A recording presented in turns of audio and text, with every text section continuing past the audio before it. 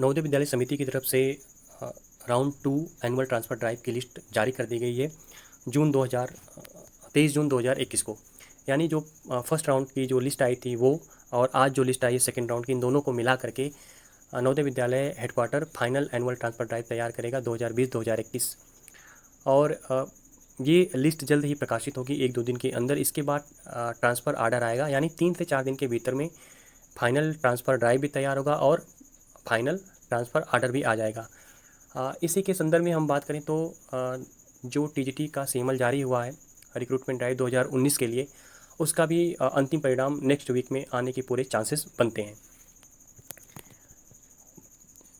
इस पर आने से पहले मैं आप लोगों से एक बात करना चाहूँगा कि जिन लोगों को सीएमएल के आधार पर ये लग रहा है कि उनका सिलेक्शन हो गया है, तो उनको दिली मुबारक, उनके उज्जवल भविष्य की हम कामना करते हैं।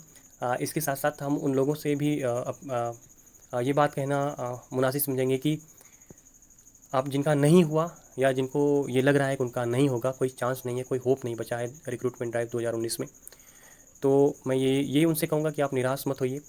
बहुत से एग्ज़ाम हैं आपके सामने।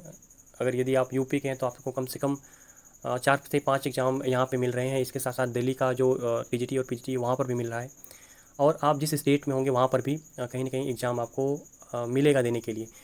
आपसे बस इतना ही कहना है कि यदि आप बाहर हुए हैं तो उसके पीछे जो भी वजहें हों उसे ढूंढने की कोशिश करें।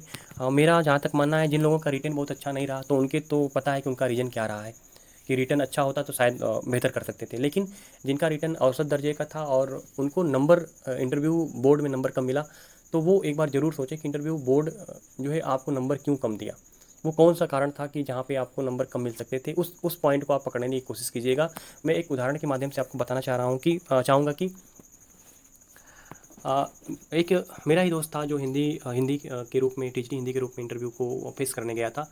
उसका सारा एग्ज़ाम जो उसका सारा साक्षात्कार जो उसके फेवर में जा रहा था। लगभग 8 से 10 क्वेश्चन पूछा गया था और उस 8 से 10 क्वेश्चन को उसने बखूबी बताया, अच्छे से बताया। लेकिन जब जो लास्ट मोमेंट था उस इंटरव्यू का, उसी में एक जो साइकोलॉजी की टीचर थी या उस कोऑर्डिनेटर थी, जो भी रही हों, वो लास्ट मोमेंट में इंटर करती हैं। ये उसके द्वारा बताया गया था मुझे कि वो लास्ट में इंटर करती हैं और उनके भी मन में जिज्ञासा होती है कि इस कैंडिडेट की परीक्षा ली जाए साक्षात्कार के माध्यम से। तो उन्होंने भी क्वेश्चन क्या किया कि हिंदी के बजाय साइकोलॉजी से क्वेश्चन किया। एक तरह से उनको एक क्वेश्चन, बहुत साधारण सा क्वेश्चन, वो आप लोग भी कहीं ना कहीं उसका जवाब दे लेंगे।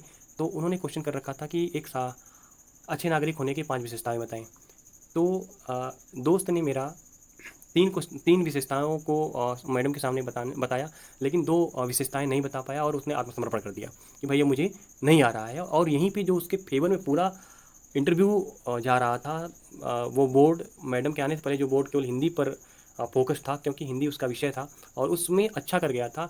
लेकिन इनके आने से और पूरे क्वेश्चन को सही से न बताने के क्रम में 5 विशेषता पूछी गई थी, 3 का जवाब दिया और 2 का नहीं जवाब दिया। क्योंकि एक सामान्य सी बात थी कि मैडम को ये लगा कि ये कक्षा 5 या कक्षा 4 या कक्षा 6 के विद्यार्थियों से पूछा जाए तो भी 5 विशेषताएं अच्छे नागरिक का एक 5 का, 6 का, 7 का लड़का बता देगा।